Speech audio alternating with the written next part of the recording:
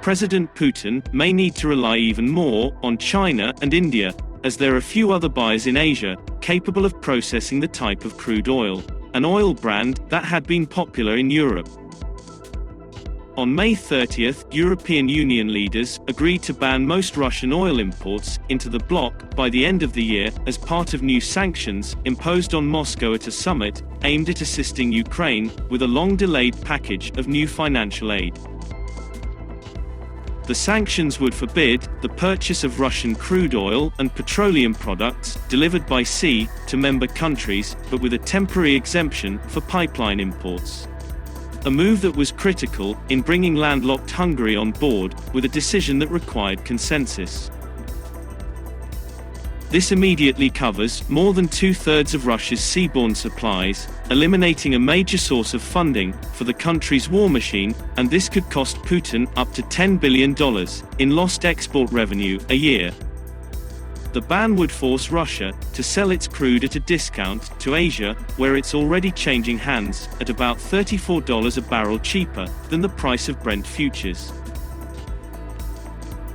Some EU countries are concerned about the impact of the oil embargo on their economies, which included Slovakia, the Czech Republic, Bulgaria and Hungary. Hungary, which will continue to receive Russian oil via pipeline, has been blocking an embargo for the past month, in order to ensure that its energy supplies are not disrupted. Because the country is heavily reliant on Russian energy and cannot afford to turn off the pipes. In addition to Russian oil, Hungary obtains 85% of its natural gas from Russia. On the other hand, Budapest received assurances from EU leaders that if the pipelines were disrupted, it would be able to receive replacement supplies.